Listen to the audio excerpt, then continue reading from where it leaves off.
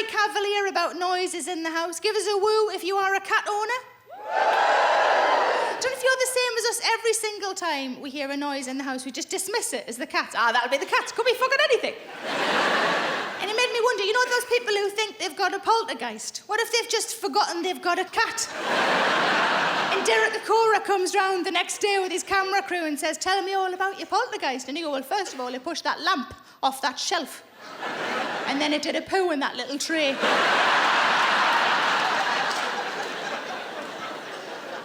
But whenever you introduce a new cat into a household that already has a cat, there's always a bit of aggro, isn't there? While they work out the hierarchy, then it settles down.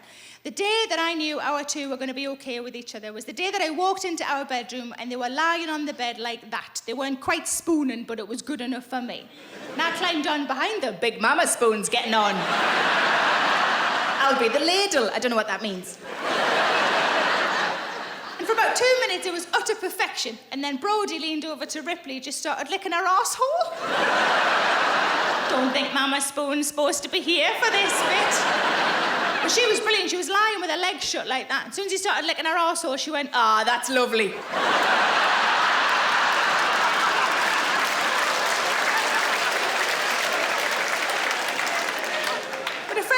Also, a cat owner offered some advice. She said there's a way you can bond with your cat, and I thought that's worth a try with Brodie because we don't always get on.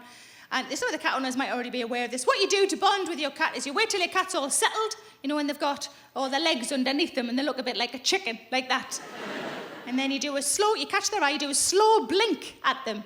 And if they do a slow blink back at you, then you've bonded, you've connected. And I thought it's worth a try. So I waited until Brodie was all settled, had all his legs underneath him, looked like a chicken. Tried to catch his eye, which was tricky because he doesn't really like me, so he just kept looking away.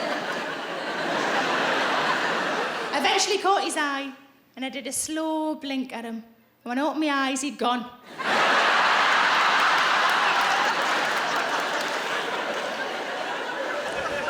It's not just the cats, we've got a dog now as well. We've got a dog slightly over a year ago. He's a rescue dog, and he is genuinely the light of my life. He really is. He was in kennels for a year while his owner was ill, and then sadly his owner passed away, and he was moved across to the Dogs Trust, which is where we got him from. And I realised only recently that every now and again I'll say a sentence to him that I've definitely said before, just not to a dog. The first one I noticed, I was stroking him, and he was clearly enjoying it, and I said, ah, you like that, don't you?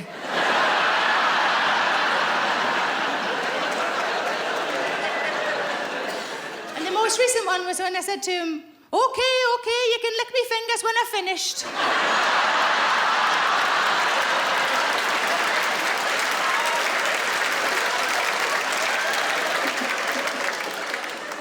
But the first time we went to the Dogs Trust, he hadn't arrived yet. We didn't even know he existed at this point. We just went for a visit. And the branch we chose happened to be quite a new one. It was quite posh and shiny inside. And it was sort of glass enclosure after glass enclosure all the way along. And it felt really familiar to me, but I'd never been in any dog's home, let alone that specific one, so it was odd that it felt so familiar. Even when I got home, it was still niggling.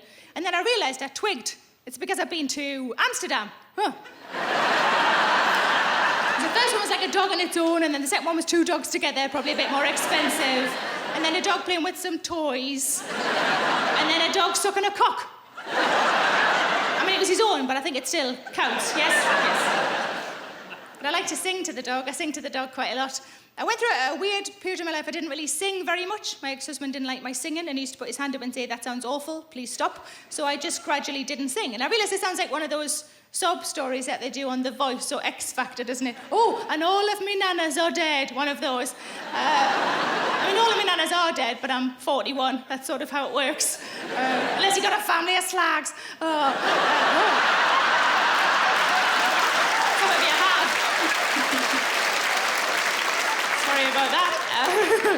Forgot where I was for a second. And, but about a year after that relationship ended, I caught myself singing in the shower, and I thought, that's back, that's nice, that's good.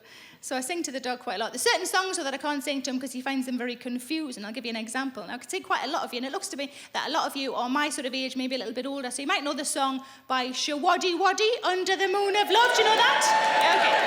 So this is a song that I used to sing to him, but there's a point that he gets very confused, and I'll show you what I mean. So this is him walking. So I go, let's go for a little walk under the moon of love. Let's sit, He's been so well trained by his previous owner that every time I said the word sit, he would stop dead in the middle of the walk and look at me like, what now? Thanks for watching. You know what would be great is if you liked and subscribed. I'm so needy, I'm so sorry. And why not come and see me live? And the tickets are available at sarahmillican.co.uk. Put the kettle on and settle in.